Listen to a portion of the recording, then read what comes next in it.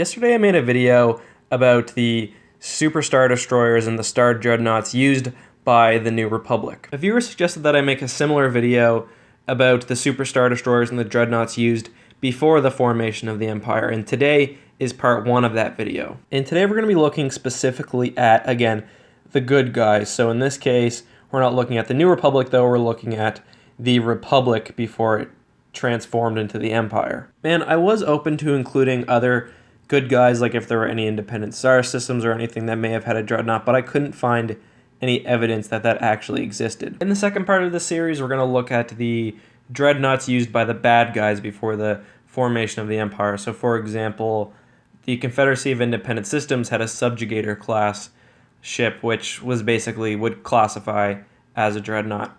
And of course, this is all going to be looking at the expanded universe and legends. So as I mentioned in my previous video, it's kind of hard to actually accurately define what a dreadnought is. However, the Anaxis War College system of starship classifications basically defines a dreadnought as any ship that is over 5,000 meters or 5 kilometers in length. And for a very, very, very long time, there were no ships that made this mark. And the first was actually the Mandator I class Star Dreadnought, which was only made 40 years before the Battle of Yavin.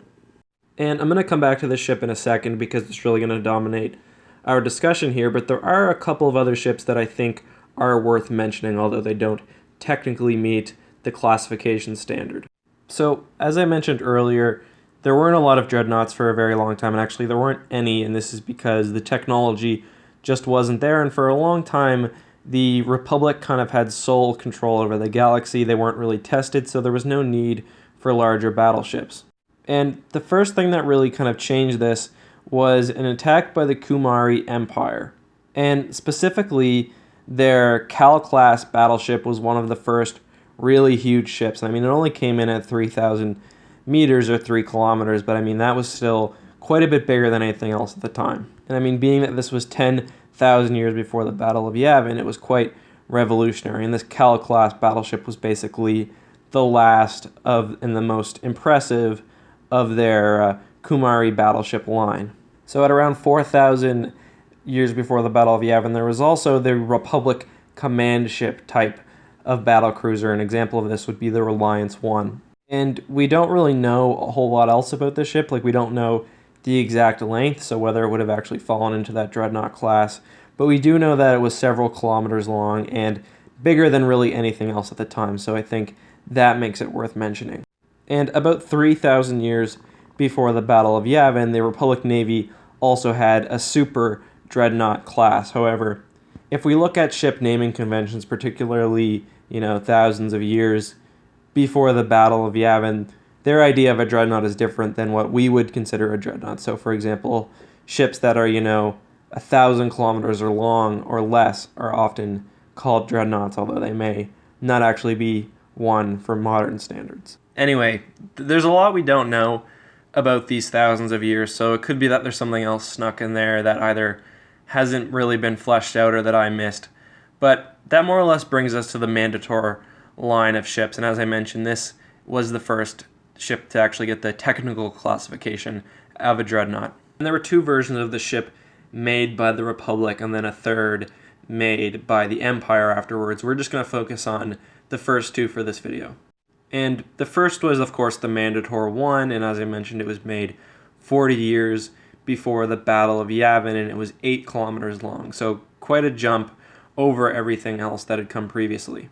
And although these started production 20 years or so before the Clone Wars, there were still 7 of them in service by the time the Clone Wars came around, and they were retrofitted and upgraded. However, at that time, the Mandator II class dreadnought came along. It was basically the same length as the first one, but had a huge increase in weaponry and shielding. These are really heavy vessels and much stronger than, the average Republic Star Destroyer. And disappointingly, we don't really know a whole lot about these ships because we don't see them in a movie, and they're only really mentioned in secondary materials. And what's really interesting about these ships in my mind is that although they're old compared to the Star Destroyers that the Empire would later use, they ended up influencing the design of 2 major dreadnoughts moving forward, and that's the Mandator III Dreadnought, which was essentially a more beefed up and longer version of the Mandator II, actually 4 kilometers longer. And also the Bellator, which was a smaller and less heavily armored and armed ship, but a faster one. And that's basically all that was there before the Empire, at least in the New Republic. And that's not surprising because the Empire kind of revolutionized the use of very large ships. Prior to that, the prevailing thought was that you use many small ships rather than one large one.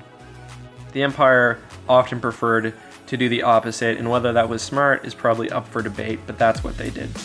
So let me know what you guys think. Did I teach you about any ships you didn't know about? What's your favorite ship on the list? And what do you guys want to see in the next video? Anyway, thank you so much for watching. May the Force be with you.